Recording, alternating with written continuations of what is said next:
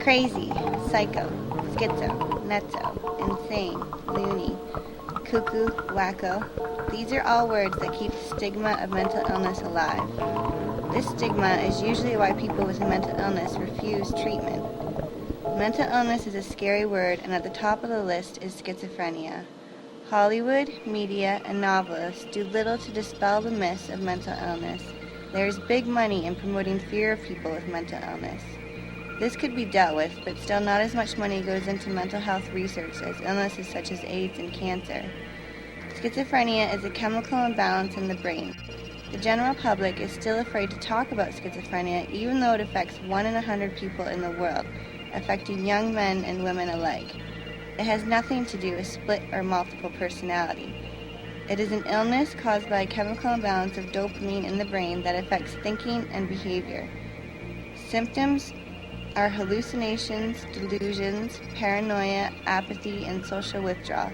Unfortunately, 10% of people with schizophrenia will commit suicide, and 40% will do self-harm or attempt suicide. I developed schizophrenia because of genetic factors in my family. At the age of 14, I heard voices that my mother thought was my inner voice or my intuition.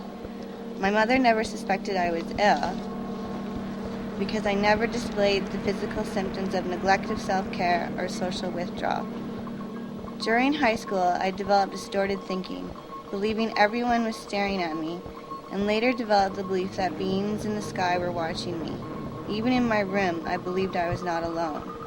I overcompensated in the area of hygiene and showered 2 to 3 times a day. I found art to be soothing, but alcohol varied the voices.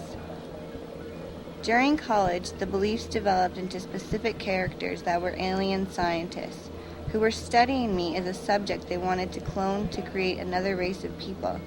They would use me as their queen, and develop the race breaching out my bad qualities. The alien scientists were everywhere, behind buildings and in bushes. My anxiety level went through the roof. At times I started having panic attacks. At other times, the alien scientists would cheer when I did something good. They told me I was beautiful and liked by people. They told me I had to carry on with living to help them develop their plans to develop the perfect person. My confidence in these situations was good. The characters of my delusions helped me through tough times. Alcohol and drugs would cover up the symptoms such as voices, but my confidence was also helped by the art I carried on with. In my 3rd year of college, I was having anxiety attacks at school. My face and hands would go numb, my heart would pound, I would sweat and get dizzy. I sought help with this. I tried a number of prescription drugs and group therapies, but without telling the doctors about the voices. More anxiety came from the fact that I had to look perfect. My makeup, hair, and clothes were always perfect. If I forgot my perfume in the morning, I would run home and get it. You see, if I didn't look perfect, someone may realize I was ill, so I needed to look perfect. The final straw was after I graduated. With 3 years of college behind me, I had no plans for the future. Not wanting to follow through with my field of education, I accepted a door-to-door sales job. This idea was really stressful, and I broke down. The day before I was to start my new job, I asked the voices to leave me alone.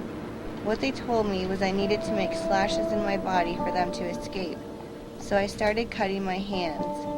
When I realized what I was doing, I phoned for help. I phoned my anxiety counselor. She told me to get to the hospital. The doctor started me on different medications during my stay of several weeks in the hospital. The hospital was lonely and scary. I was fortunate to find my art as a relief from cutting myself. It was good expression. I drew pictures showing cuts, blood, and the release of the alien scientists. I drew my illness, treatment, and pictures of my illness being successfully treated and my intention to heal. PEP and my family helped me integrate back into society. I now hold a full-time job and are looking at going to university. Treatment for schizophrenia includes long-term drug therapy, cognitive therapy, abstinence from drugs and alcohol. With treatment, half the people with schizophrenia still have severe difficulties. Some have difficulties of moderate nature, but some are working towards achieving full recoveries like myself. I am intelligent. I am not dangerous. I am just like you. I have hopes and dreams for my future.